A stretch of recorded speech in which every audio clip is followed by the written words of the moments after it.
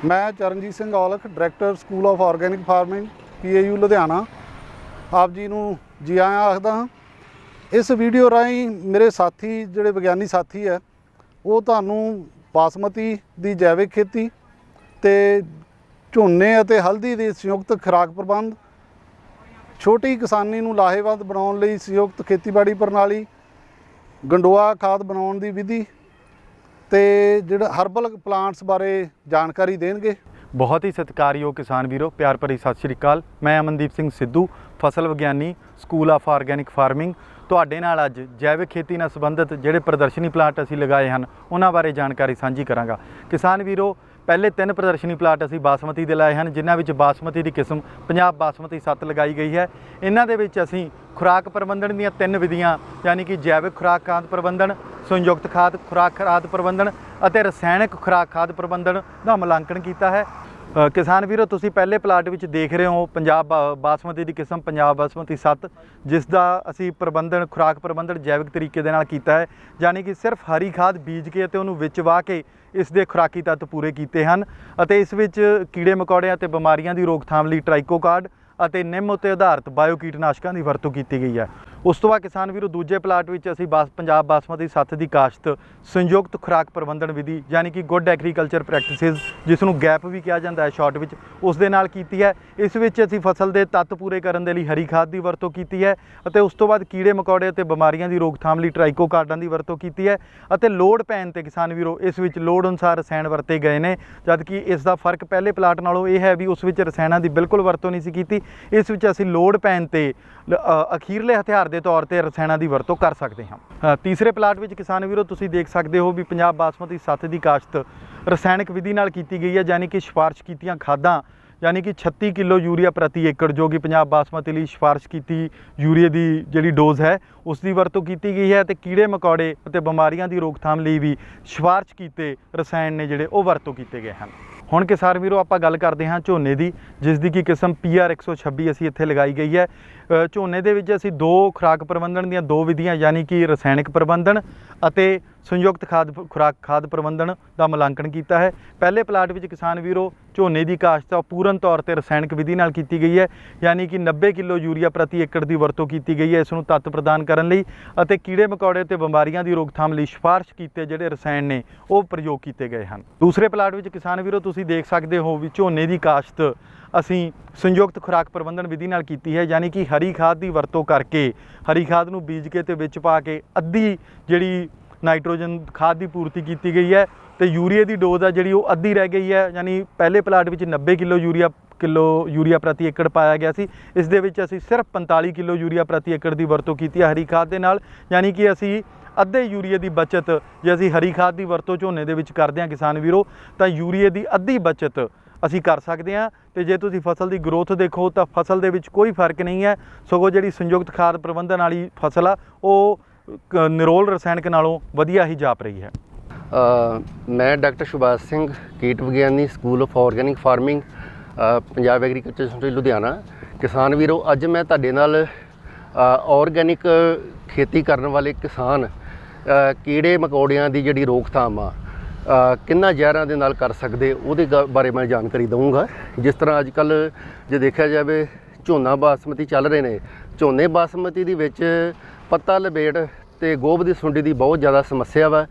तो उहदे विच जिहड़ा साडे अपने जिहड़े हुण कैमिकल जिहड़े असीं सिफारिश इस साल कीते है स्कूल ऑफ ऑर्गेनिक फार्मिंग ने, उहदे विच इकोटिन है जी 5%, जिहड़ा 80 ml पर एकड़ जिहड़ी आपां उहदी वरतों कर सकते हैं। तो दूसरा जिहड़ा साडा हैगा जी नीम कवच ते जां अचूक जिहड़ा 1 लीटर प्रति एकड़ के हिसाब नाल असीं उहदा छिड़काव करके असीं कीड़ियां दी रोकथाम जदों कीड़ा नज़र आवे तो दूसरी स्प्रे जदों कीड़ा आर्थिक गारदार दे उत्ते पहुँच जाए उस तरीके नाल कर सकते हैं। और इस तो इलावा जिहड़ा असीं मित्र कीड़ियां दी रोकथाम वास्ते कुछ असी घरेलू जिहड़ा निम दे तो तैयार किया घरेलू जिहड़ा घोल आ वो किस तरह तैयार करने ते किस तरह किहड़ी फसल ते किहड़े कीड़ियां वास्ते आपां वरतना उहदे बारे मैं जानकारी तुहानूं देना चाहुंदा भी किस तरह तुसीं घर आसानी नाल तैयार कर सकदे। किसान वीरो, उहदे विच की करना तुसीं कि निम सानूं पता साडे आले दुआले लगी हुंदी है ਤੇ 4 ਕਿਲੋ ਜਿਹੜੀਆਂ ਨਿੰਮ ਦੀਆਂ ਕਰੂੰਬਲਾਂ ਜਿਹੜੀਆਂ ਤੁਸੀਂ ਨਿਮੋਲੀਆਂ ਸਮੇਤ ਲੈਣੀਆਂ ਨੇ, ਉਹਨਾਂ ਨੂੰ ਲੈ ਕੇ ਤੁਸੀਂ ਕੋਸ਼ਿਸ਼ ਕਰੋ, ਜੇ ਕ੍ਰਸ਼ ਹੋ ਜਾਣ ਤੇ ਬਹੁਤ ਵਧੀਆ ਜੀ, ਉਹ ਮਤਲਬ ਮਿਕਸੀ ਦੇ ਵਿੱਚ ਜਾਂ ਕਿਸ ਤਰ੍ਹਾਂ 10 ਲੀਟਰ ਪਾਣੀ ਤੁਸੀਂ ਲੈਣਾ। 10 ਲੀਟਰ ਪਾਣੀ ਦੇ ਵਿੱਚ ਤੁਸੀਂ ਉਹਨੂੰ ਪਾ ਕੇ ਤੇ ਅੱਧੇ ਘੰਟੇ ਲਈ ਉਹਨੂੰ ਉਬਾਲਣਾ ਜੀ।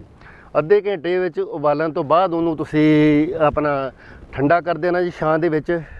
ਛਾਂ ਦੇ ਵਿੱਚ ਠੰਡਾ ਹੋਣ ਉਪਰੰਤ ਉਹਨੂੰ ਕੱਪੜੇ ਛਾਨ ਕਰਕੇ ਤੇ ਉਸ ਮਾਤਰਾ ਨੂੰ ਤੁਸੀਂ ਜਿਹੜਾ ਜਿਵੇਂ ਜੇ ਆਪਾਂ ਕਣਕ ਦੇ ਵਿੱਚ ਵਰਤਣਾ ਹੋ, ਕਣਕ ਦੇ ਵਿੱਚ ਤੇਲੇ ਲਈ 2 ਲੀਟਰ ਸਿਫਾਰਿਸ਼ ਆ ਜੀ। ਜੇ ਨਰਮੇ ਦੇ ਵਿੱਚ ਚਿੱਟੀ ਮੱਖੀ ਦਾ ਆਪਾਂ ਕੰਟਰੋਲ ਕਰਨਾ ਵਾ ਤੇ ਉਹਦੇ ਵਿੱਚ ਸਾਡੀ 1200 ਮਿਲੀਲੀਟਰ ਦੀ ਸਿਫਾਰਿਸ਼ ਹੈ।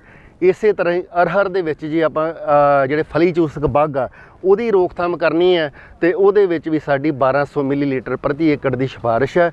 ਤੇ ਇਸ ਤੋਂ ਇਲਾਵਾ ਜੇ ਆਪਾਂ ਜਿਹੜੀਆਂ ਆਪਣੇ ਬੈਂਗਨਾਂ ਦੇ ਵਿੱਚ ਕਈ ਵਾਰੀ ਚਿੱਟੀ ਮੱਖੀ ਆ ਜਾਂਦੀ ਹੈ ਤੇ ਚਿੱਟੀ ਮੱਖੀ ਦੇ ਨੁਕਸਾਨ ਵਾਸਤੇ ਇਹ ਨਿੰਮ ਦਾ ਘੋਲ 5% ਬਣਾ ਕੇ ਅਸੀਂ ਉਹਦਾ ਆਪਣੇ ਇਸਤੇਮਾਲ ਕਰ ਸਕਦੇ ਹਾਂ ਇਸ ਨਿੰਮ ਦੇ ਘੋਲ ਦੇ ਨਾਲ।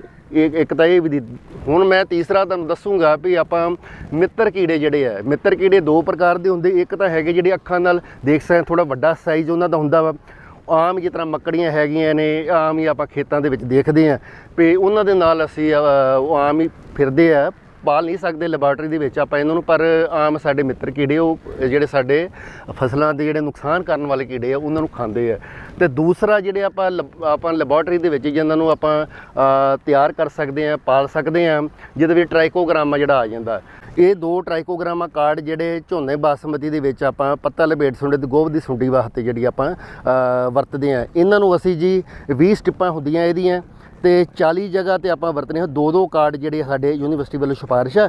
ਤੇ ਇਹਨਾਂ ਆਪਾਂ ਕਾਰਡਾਂ ਨੂੰ ਇਸ ਤਰ੍ਹਾਂ ਜੀ ਕੱਟ ਕੇ ਨਾ ਇੱਕ ਹਿੱਸੇ ਦੇ ਵਿੱਚ ਆਪਾਂ ਜਿਸ ਤਰ੍ਹਾਂ ਕੱਟ ਲਿਆ ਕਾਰਡ ਨੂੰ, ਠੀਕ ਆ ਜੀ, ਤੇ ਕੱਟ ਕੇ ਆਪਾਂ ਇਹਨਾਂ ਨੂੰ ਤੇ ਆਪਾਂ ਕਿਸੇ ਸਟੈਪਲਰ ਜਾਂ ਪਿੰਨ ਦੀ ਮਦਦ ਨਾਲ ਆਪਾਂ ਇਹਨਾਂ ਨੂੰ ਬੂਟੇ ਦੀ ਗੋਭ ਦੇ ਵਿੱਚ ਹੇਠਲੇ ਪਾਸੇ ਪੱਤੇ ਦੇ ਆਪਾਂ ਇਹਨੂੰ ਸਟੈਪਲ ਕਰ, ਜਿਸ ਤਰ੍ਹਾਂ ਆ ਦੇਖੋ ਜੀ ਬੂਟੇ ਦੀ ਗੋਭ ਹੈ ਜੀ, ਠੀਕ ਆ ਜੀ, ਤੇ ਪੱਤੇ ਦੇ ਹੇਠਲੇ ਪਾਸੇ ਇਹਨੂੰ ਜਿਸ ਤਰ੍ਹਾਂ ਹੁਣ ਆ ਇੱਕ ਕਾਰਡ ਆਪਾਂ ਕਰਤਾ, ਠੀਕ ਹੈ, ਸਟੈਪਲ ਕਰਤਾ, ਠੀਕ ਹੈ ਜੀ।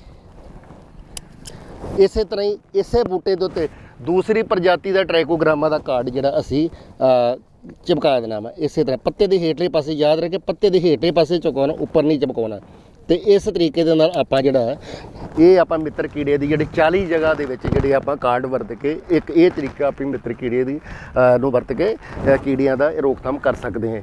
ਇਹ ਜਿਹੜਾ ਟ੍ਰਾਈਕੋਗਰਾਮਾ ਕਾਰਡ ਮੱਕੀ ਦੇ ਵਿੱਚ, ਕਮਾਦ ਦੇ ਵਿੱਚ, ਗਲੂਵੇਂ ਦੀਆਂ ਅਲੱਗ-ਅਲੱਗ ਕਿਸਮਾਂ ਲਈ ਵੀ ਵਰਤਿਆ ਜਾਂਦਾ ਵਾ।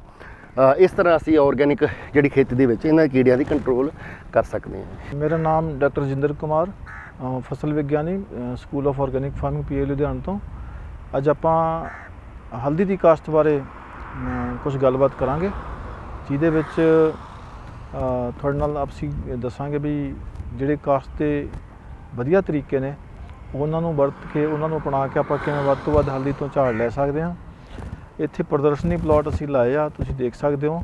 ਸਭ ਤੋਂ ਪਹਿਲਾਂ ਤਾਂ ਆਪਾਂ ਦੇਖਣਾ ਵੀ ਸਹੀ ਕਿਸਮਾਂ ਦੀ ਚੋਣ। ਇਹਦੇ 'ਚ ਆਪਣੇ ਕੋਲ ਯੂਨੀਵਰਸਿਟੀ ਵੱਲੋਂ ਸਿਫਾਰਿਸ਼ ਕੀਤੀਆਂ 2 ਬਹੁਤ ਵਧੀਆ ਕਿਸਮਾਂ ਨੇ, ਪੰਜਾਬ ਹਲਦੀ 1 ਤੇ ਪੰਜਾਬ ਹਲਦੀ 2। ਕਿਸਮਾਂ ਦੀ ਚੋਣ ਤੋਂ ਬਾਅਦ ਆਪਾਂ ਦੇਖਦੇ ਹਾਂ ਵੀ ਇਹਦੀ ਬਿਜਾਈ ਕਿਵੇਂ ਕਰਨੀ ਹੈ ਤੇ ਕਦੋਂ ਕਰਨੀ ਆ। ਜਿਹੜਾ ਤਾਂ ਬਿਜਾਈ ਦਾ ਸਹੀ ਸਮਾਂ ਅਪ੍ਰੈਲ ਅਖੀਰ ਤੋਂ ਲੈ ਕੇ ਮਈ ਪਹਿਲੇ ਹਫਤੇ ਤੱਕ ਆਪਾਂ ਕਰ ਸਕਦੇ ਹਾਂ। ਤੇ ਬਿਜਾਈ ਦੇ ਜੇ ਜ਼ਮੀਨ ਰੇਤਲੀ ਆ ਤੇ ਪਾਣੀ ਨਹੀਂ ਖੜਦਾ, ਉੱਥੇ ਆਪਾਂ ਪੱਧਰੀ ਬਿਜਾਈ ਕਰ ਸਕਦੇ ਹਾਂ, ਜਿਵੇਂ ਕਿ ਤੁਸੀਂ ਪਲਾਟ ਦੇਖ ਸਕਦੇ ਹੋ। ਤੇ ਜਿੱਥੇ ਜ਼ਮੀਨ ਦਰਮਿਆਨੀ ਆ ਜਾਂ ਸਖਤ ਆ ਮਿੱਟੀ, ਜਿੱਥੇ ਪਾਣੀ ਖੜਦਾ, ਉੱਥੇ ਅਸੀਂ ਕਹਿੰਦੇ ਹਾਂ ਜਿਹੜਾ ਕਣਕ ਵਾਲਾ ਬੈੱਡ ਪਲਾਂਟਰ ਆ, ਜਿਹੜਾ 67 ਸੈਂਟੀਮੀਟਰ ਤੇ ਦੀ ਵਿੱਥ ਤੇ ਬੈੱਡਾਂ ਬਣਾਉਂਦਾ, ਉਹ ਬੈੱਡਾਂ ਦੇ ਉੱਪਰ ਆਪਾਂ ਦੋਨਾਂ ਕਿਨਾਰਿਆਂ ਤੇ ਇੱਕ ਸਿਆਲ ਹਲਦੀ ਬੀਜ ਸਕਦੇ ਹਾਂ। ਤੇ ਜਿਹੜੇ ਅਸੀਂ ਪ੍ਰਦਰਸ਼ਨੀ ਪਲਾਟ ਅਸੀਂ ਜ਼ਿਮੀਂਦਾਰਾਂ ਨੂੰ ਦੱਸਣਾ ਚਾਹੁੰਦੇ ਹਾਂ ਵੀ ਜਦੋਂ ਆਪਾਂ ਖੇਤ ਤਿਆਰ ਕਰਨਾ, ਉਦੋਂ ਰੂੜੀ ਦੀ ਖਾਦ ਦੀ ਵਰਤੋਂ ਕਰਨੀ ਆ। 10 ਤੋਂ 12 ਟਨ ਪ੍ਰਤੀ ਏਕੜ ਰੂੜੀ ਦੀ ਖਾਦ ਜਿਹੜੀ ਆ ਉਹ ਬਹੁਤ ਜ਼ਰੂਰੀ ਆ। ਤੇ ਹਮੇਸ਼ਾ ਹੀ ਹਰੇਕ ਜਗ੍ਹਾ ਤੇ, ਚਾਹੇ ਕੈਂਪ ਨੇ, ਚਾਹੇ ਮੇਲੇ ਆ, ਚਾਹੇ ਟੀਵੀ ਟਾਕ ਆ, ਲੈਕਚਰ ਆ, ਅਸੀਂ ਇੱਕੋ ਹੀ ਗੱਲ ਕਹਿੰਦੇ ਆ ਵੀ ਜੇ ਜ਼ਿਮੀਂਦਾਰ ਕੋਲੇ ਰੂੜੀ ਤੇ ਪਰਾਲੀ 2 ਚੀਜ਼ਾਂ ਹੈਗੀਆਂ, ਫਿਰ ਉਹ ਹਲਦੀ ਦੀ ਕਾਸ਼ਤ ਦੀ ਪਲੈਨਿੰਗ ਕਰੇ। ਜੇ ਇਹ 2 ਚੀਜ਼ਾਂ ਆਪਣੇ ਕੋਲ ਨਹੀਂ, ਇਹਨਾਂ ਦਾ ਪ੍ਰਬੰਧ ਨਹੀਂ, ਤਾਂ ਫਿਰ ਜਦੋਂ ਤੱਕ ਇਹਨਾਂ ਦਾ ਪ੍ਰਬੰਧ ਨਹੀਂ ਕਰ ਲੈਂਦਾ ਜ਼ਿਮੀਂਦਾਰ, ਹਲਦੀ ਦੀ ਕਾਸ਼ਤ ਨਾ ਹੀ ਕਰੇ। ਕਿਉਂਕਿ ਜੇ ਆਪਾਂ ਹਲਦੀ ਤੋਂ ਪੂਰਾ ਝਾੜ ਲੈਣਾ ਤਾਂ ਇਹ 2 ਚੀਜ਼ਾਂ ਜਿਹੜੀਆਂ ਬਹੁਤ ਲਾਜ਼ਮੀ ਨੇ। ਪ੍ਰਦਰਸ਼ਨੀ ਪਲਾਟਾਂ 'ਚ ਆਪਾਂ ਇੱਥੇ ਦੇਖ ਸਕਦੇ ਹਾਂ ਜਿੱਥੇ ਆਪਾਂ ਰੂੜੀ ਖਾਦ ਜਦੋਂ ਖੇਤ ਤਿਆਰ ਕਰਿਆ ਉਦੋਂ ਪਾਈ ਸੀ, ਤੇ ਉਸ ਤੋਂ ਬਾਅਦ 36 ਕੁਇੰਟਲ ਪ੍ਰਤੀ ਏਕੜ ਦੇ ਹਿਸਾਬ ਨਾਲ ਝੋਨੇ ਦੀ ਜਿਹੜੀ ਪਰਾਲੀ ਅਸੀਂ ਇੱਥੇ ਵਿਛਾਈ। ਤੇ ਆਪਾਂ ਪਲਾਟ ਤੋਂ ਹੀ ਆਪਾਂ ਨੂੰ ਪਤਾ ਲੱਗਦਾ ਵੀ ਕਿੰਨੀ ਵਧੀਆ ਹਲਦੀ ਖੜੀ ਹੈ ਇੱਥੇ। ਜੇ ਆਪਾਂ ਨਾਲ ਵਾਲੇ ਪਲਾਟ 'ਚ ਦੇਖੀਏ ਤੇ ਇੱਥੇ ਪਰਾਲੀ ਨਹੀਂ ਪਾਈ ਸੀ ਤੇ ਇਕੱਲੀ ਰੂੜੀ ਦੀ ਖਾਦ ਹੀ ਆ।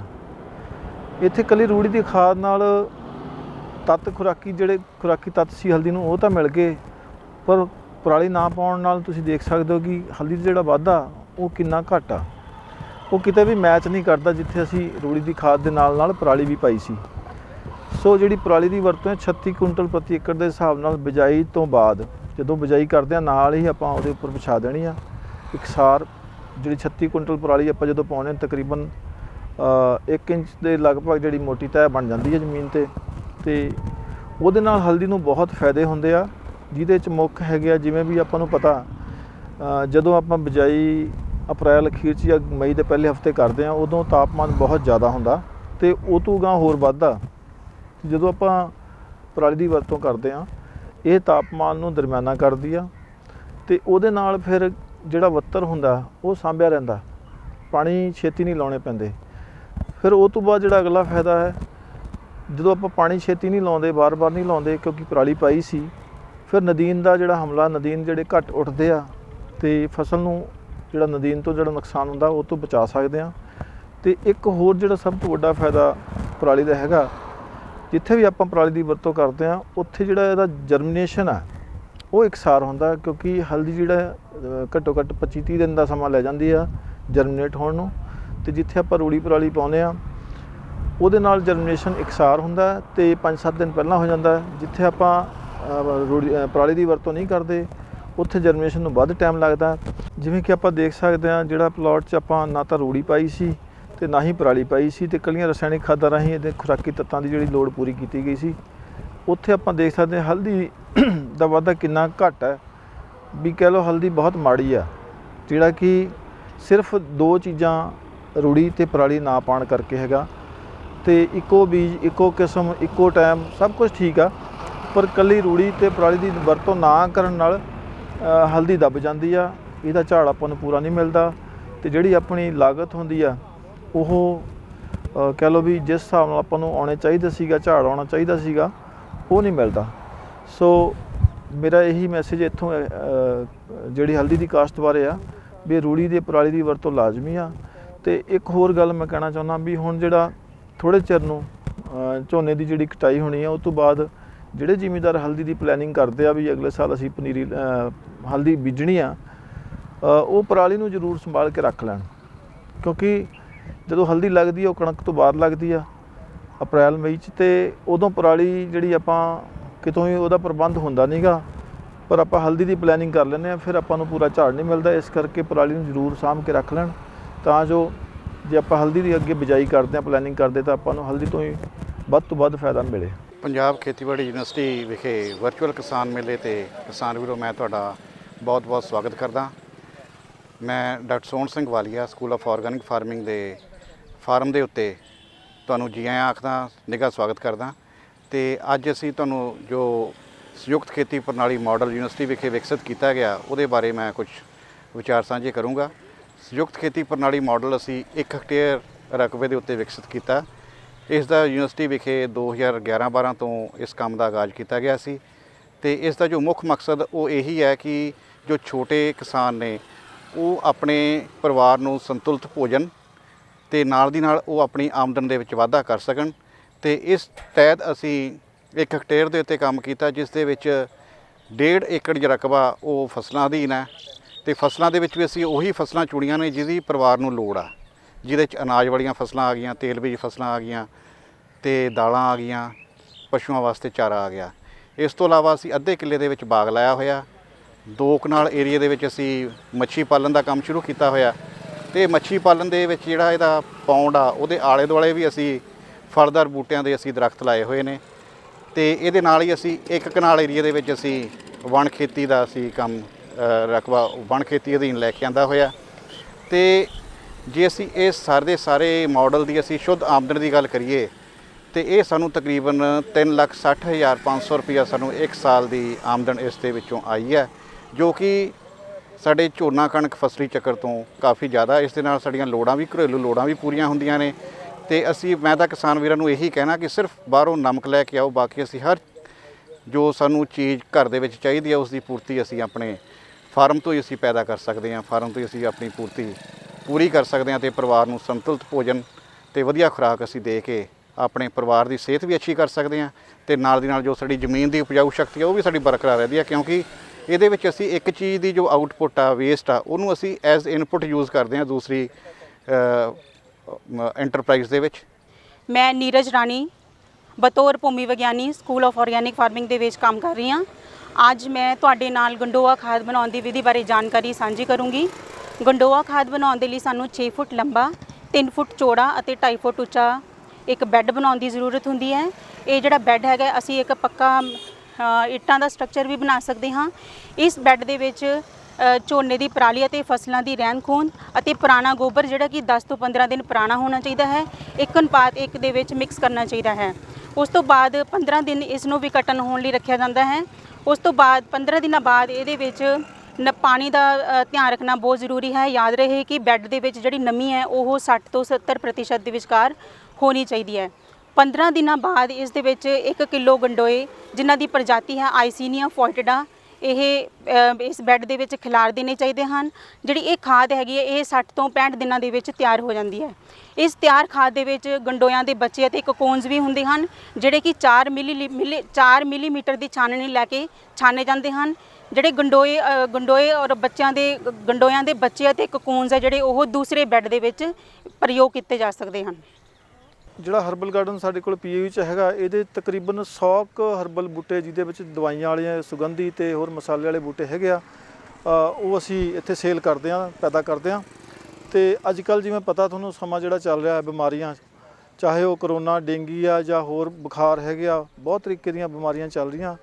ਇਹ ਜਿਹੜੇ ਜੜੀ ਬੂਟੀਆਂ ਵਾਲੇ ਬੂਟੇ ਹੈਗੇ ਜਾਂ ਹਰਬਲ ਬੂਟੇ ਹੈਗੇ ਆ, ਇਹ ਆਪਣੀ ਸਿਹਤ ਵਾਸਤੇ ਜਾਂ ਬਿਮਾਰੀਆਂ ਨੂੰ ਲੜਨ ਦੀ ਜਿਹੜੀ ਤਾਕਤ ਰੱਖਦੇ ਆ, ਜਾਂ ਸਰੀਰ 'ਚ ਕਹਿ ਲਓ ਵੀ ਜਿਹੜੀ ਚੀਜ਼ਾਂ ਨਾਲ ਬਿਮਾਰੀਆਂ ਨੂੰ ਲੜਨ ਦੀ ਤਾਕਤ ਵੱਧਦੀ ਆ ਉਹ ਇਹਨਾਂ ਬੂਟਿਆਂ ਤੋਂ ਮਿਲਦੀ ਆ।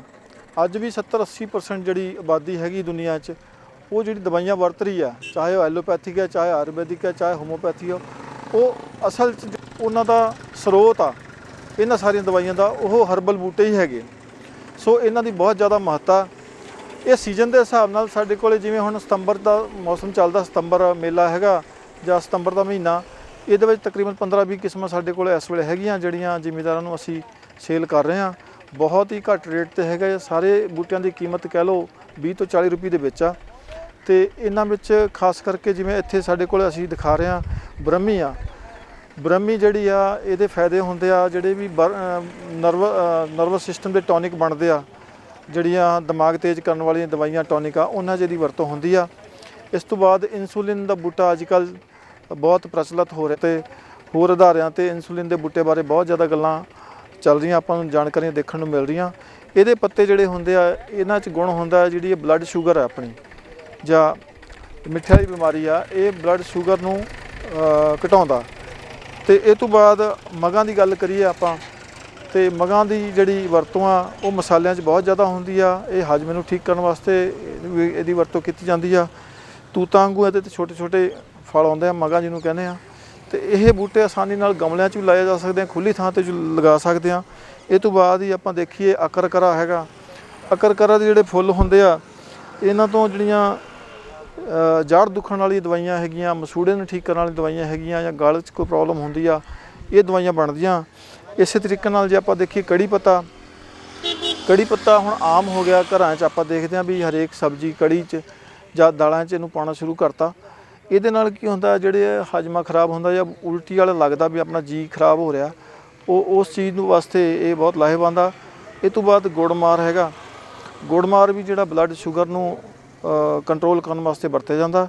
ਤੇ ਇਹ ਜਿਹੜਾ ਮਿੱਠੇ ਦਾ ਟੇਸਟ ਆ, ਇਹ ਜੇ ਇੱਕ ਪੱਤਾ ਚੱਬ ਲਈਏ ਮਿੱਠੇ ਦਾ ਟੇਸਟ ਬਿਲਕੁਲ ਖ਼ਤਮ ਕਰ ਦਿੰਦਾ। ਤੇ ਇਹ ਤੋਂ ਬਾਅਦ ਤੁਲਸੀ ਦਾ ਤਾਂ ਆਪਾਂ ਸਾਰਿਆਂ ਨੂੰ ਪਤਾ ਹੀ ਆ ਇਹਦੇ ਫਾਇਦੇ ਕਿੰਨੇ ਆ। ਇੱਕ ਫਲੇਵਰ ਵਾਸਤੇ, ਦੂਜਾ ਇਹ ਐਂਟੀਆਕਸੀਡੈਂਟ ਹੈ, ਤੀਜਾ ਇਹ ਕਿਸੇ ਤਰੀਕੇ ਦਾ ਬੁਖਾਰ ਨਹੀਂ ਹੋਣ ਦਿੰਦੀ ਜੇ ਲਗਾਤਾਰ ਵਰਤੀਏ। ਤੇ ਜਿਹੜੇ ਅੱਜ ਕੱਲ੍ਹ ਕਾੜੇ ਬਣ ਰਿਹਾ ਉਹਨਾਂ ਸਾਰਿਆਂ 'ਚ ਤੁਲਸੀ ਪੈਂਦੀ ਆ। ਇਹ ਜਿੰਨੀਆਂ ਵੀ ਸਰੀਰ 'ਚ ਬਿਮਾਰੀਆਂ ਲੜਨ ਦੀ ਤਾਕਤ ਆ ਉਹਨਾਂ ਨੂੰ ਵਧਾਉਂਦੀ ਆ। ਇਸ ਤੋਂ ਬਾਅਦ ਆ ਗਿਆ ਲੈਮਨ ਗ੍ਰਾਸ ਆਪਣੇ ਕੋਲੇ। ਇਹਦਾ ਜਿਹੜਾ ਪ੍ਰਚਲਨ ਅੱਜ ਕੱਲ੍ਹ ਵੱਧ ਰਿਹਾ। ਅੱਜ ਕੱਲ੍ਹ ਲੈਮਨ ਗ੍ਰਾਸ ਟੀ ਦੀ ਵਰਤੋਂ ਬਹੁਤ ਜ਼ਿਆਦਾ ਹੋ ਰਹੀ। ਜਿਹੜਾ ਇਹਦੇ 'ਚ ਤੇਲ ਨਿਕਲਦਾ ਉਹਦੀ ਜਿਹੜੀ ਕਾਸਮੈਟਿਕ ਚੀਜ਼ਾਂ 'ਚ ਵਰਤੋਂ ਹੋ ਰਹੀ ਹੈ, ਹਾਰ ਸ਼ਿੰਗਾਰ ਜਿਹੜੇ ਆ ਇਹਨਾਂ ਵਸਤਾਂ 'ਚ ਬਹੁਤ ਜ਼ਿਆਦਾ ਵਰਤੋਂ ਹੋ ਰਹੀ ਹੈ, ਸਾਬਣਾਂ 'ਚ ਹੋ ਰਹੀ ਆ, ਅਤੇ ਇਹ ਤੋਂ ਵਿਟਾਮਿਨ ਏ ਦਾ ਵੀ ਇੱਕ ਸਰੋਤ ਆ, ਉਹ ਵੀ ਬਣਦਾ। ਸੋ ਇਹ ਕੁਝ ਗੱਲਾਂ ਸੀਗੀਆਂ ਜਿਹੜੀਆਂ ਆਪਾਂ ਹਰਬਲ ਬੂਟੇ ਬਾਰੇ ਤੁਹਾਡੇ ਨਾਲ ਸਾਂਝੀਆਂ ਕਰਨੀਆਂ ਸੀ।